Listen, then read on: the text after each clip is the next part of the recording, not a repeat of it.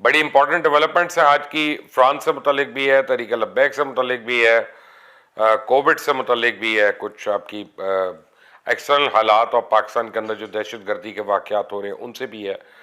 तो कुछ बातें आपको मैं बताऊं कि जैसे आज एक 7:30 बजे पाकिस्तान के स्टैंडर्ड टाइम के मुताबिक फ्रेंच एम्बेसी ने पाकिस्तान से एक ट्वीट की, और वो ट्वीट किया, मैं आपको उसका तर्जुमा पढ़ देता हूं कि उन्होंने कहा कि फ्रेंच आइन के आर्टिकल 1 में कहा गया है कि फ्रांस एक नाकाबिले तकसीम सेकुलर जमहूरिया और समाजी जमहूरिया है, और नस्ल या मज़हब के इम्तियाज़ के बगैर तमाम शहरियों के लिए कवानीन के सामने मसावात को यकीनी ये बनाती हैं, और जमहूरियत तमाम अकायद और अकीदों का एहतराम करती हैं। और ये ट्वीट फ्रांस के उस ट्विटर हैंडल से की है जो अक्सर पाकिस्तान में फ्रेंच गवर्नमेंट के मुतल्लिक मालूमात फराहम करता है।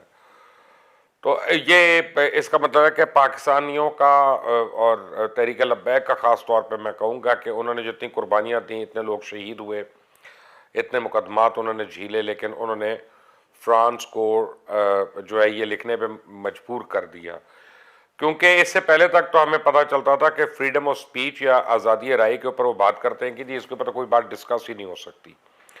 आज वो आज़ादी राय को पीछे ले गए, बल्कि इस पूरी ट्वीट में उन्होंने आज़ादी राय को मेंशन नहीं किया, और वो कह रहे हैं कि तमाम अकायद, यानी चाहे मुसलमान हो, चाहे ईसाई हो, चाहे यहूदी हो, चाहे कोई और उनके लिए मज़हब हो, वो सब काबिल एहतराम है। तो ये एक बहुत ही खुशहाइन डेवलपमेंट है। एक तो इसमें टीएलपी को क्रेडिट जाएगा, हर उस शख्स को, मर्द और औरत को क्रेडिट जाएगा जिसने उस तहरीक में साथ दिया किसी न किसी तरीके से, और ये तो अब उनसे कोई क्रेडिट नहीं ले सकता। और दूसरा जो है, मैं समझता हूँ कि तमाम मुसलमानों को ये क्रेडिट जाता है, क्योंकि आप देखें कि हर जगह जो कैंपेन चल रही थी, लोग व्हाट्सएप पे करी जा रहे थे कि जी फ्रेंच प्रोडक्ट्स को बॉयकॉट करो, ये प्रोडक्ट्स हैं फ्रांस के, इनको बॉयकॉट करो। तो मैं अपनी टीम को बता रहा था, अमेरिका में तो नहीं फ्रेंच चीज़ें बिकती ना, बरतानिया में भी नहीं बिकती, वो ब्रिटिश लेते हैं। जर्मनी जो है जर्मन चीज़ें लेती है, इटालियन जो है कोशिश करते हैं इटालियन प्रोडक्ट्स को प्रमोट करें। ये मुसलमान ही हैं जो उनके प्रोडक्ट्स ले रहे थे और कंज्यूम कर रहे थे। तो जब मुसलमानों में ये कैंपेन शुरू हुई और एकदम से उनको पता चला कि उनका तो दिवालिया निकल जाएगा, तो उन्होंने कहा कि नहीं, इसको आके अब ठंडा करें कहीं ना कहीं से।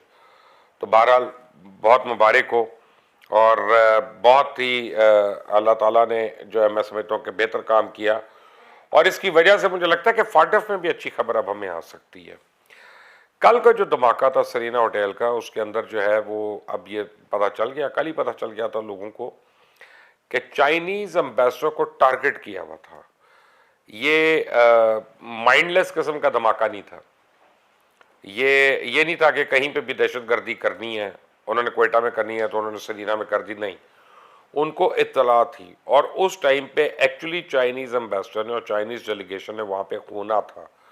तो ये बड़ा टारगेटेड धमाका था, और वो नहीं थे, तो वो बचत हो गई अल्लाह की तरफ से।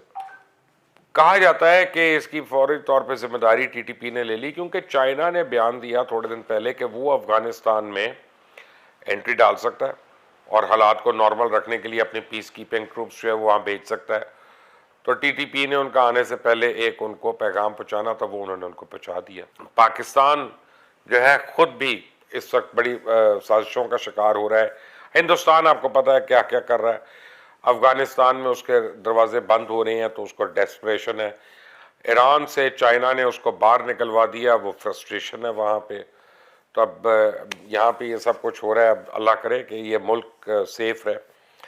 इसराइल के ऊपर बड़ा अजीब सा हमला हो गया जी, इसराइल के ऊपर जौहरी हमला हुआ है, शामी मिसाइल से हुआ। फिर इसराइल ने उसके बाद शाम के ऊपर हमला किया, जो शामी फोर्सेस ने उसको इंटरसेप्ट कर लिया, और ये पहली बार ही हुआ है। अब वो ब्लेम लगा कर रहे हैं ईरान के ऊपर, वो कह रहे हैं ये सारी टेक्नोलॉजी, क्योंकि मिसाइल टेक्नोलॉजी जो बेसिकली ईरान के पास है, उन्होंने इनको दिया। और क्योंकि ईरान के एटॉमिक रिएक्टर पे हमने हमला किया था पहले, वो जो आपने थोड़ा अर्सा पहले याद होगा, और एक उनके साइंटिस्ट को भी शहीद किया वहाँ पे, ये उसका बदला उन्होंने उतारा। लेकिन बहरहाल इससे एक बात तय हो गई है कि मिडल ईस्ट में अब कोई सेफ नहीं है किसी से, और ये जो मिसाइल टेक्नोलॉजी है ये किसी को किसी वक्त भी लेकर बैठ सकती है। भारत में गुज़िश्ता 24 घंटों में कोविड जो है उसने सर उठा लिया। अब एक मोहतात अंदाजे के मुताबिक सिर्फ 24 घंटे में 3,15,000 रिपोर्टेड केसेस हैं। और मैंने अभी ऐसी वीडियोस देखी हैं, अल्लाह किसी दुश्मन को भी ना दिखाए, और वो सड़कों पे लोग वहाँ पे गिर रहे हैं, मर रहे हैं, गिर रहे हैं और मर रहे हैं। भारत में खैर हमेशा ही सड़क पे बच्चे पैदा भी होते हैं और जवान भी होते हैं और मरते भी हैं। इंडिया और बॉम्बे की झोपड़पट्टी जो है उसके ऊपर तो दुनिया फिल्में बना चुकी है, स्लम डॉग मिलियनेयर जैसी। लेकिन ये जो अब हम देख रहे हैं हर स्टेट में, ये बहुत ही खौफनाक सिचुएशन है। इससे ये पता चलता है कि नरेंद्र मोदी जो है वो किस तरह से अपनी आवाम को धोखा देते रहे हैं और लोगों को कहते रहे कि हम वैक्सीन बना के हम पूरी दुनिया को एक्सपोर्ट कर रहे हैं, अफ्रीका को एक्सपोर्ट कर रहे हैं, फला एक्सपोर्ट कर रहे हैं, क्योंकि हमने तो ये कर लिया, हम तो सेल्फ सफिशेंट है, सेल्फ रिलायंट है इसमें। और अपने मुल्क में लोगों को उन्होंने नहीं दी, क्योंकि वो पैसे कमाने पे लगे रहे और पैसे बनाने पे लगे रहे। तो अब मोदी का जो असल चेहरा है उसके अपनी आवाम को भी नज़र आ रहा है। लेकिन पाकिस्तान में भी कोविड ने सर उठा लिया, और डॉक्टर फैसल सुल्तान का तो ये कहना है कि अगर इसको फौरी तौर पे आज अगले 2-4 दिन में कंट्रोल नहीं हुआ तो मेजर सिटीज़ में मेजर लॉकडाउन करना पड़ सकता है, क्योंकि लोग बाज ही नहीं आ रहे। ना लोग तकरीबात करने से बाज आ रहे हैं, लोग मेल मिलाप से बाज नहीं आ रहे, लोग मिलने से नहीं आ रहे, गले मिलने से नहीं आ रहे। समझते हैं बस ये माथे पे लिखा है इसके मुझे कोरोना नहीं है तो कोई नहीं, गले मिलने का कोई हर्ज नहीं है और खैर है जी, देखी जाएगी। नहीं, ऐसा नहीं देखा जाता। उधर भी कुंभ के मेले ने क़यामत ढाली है।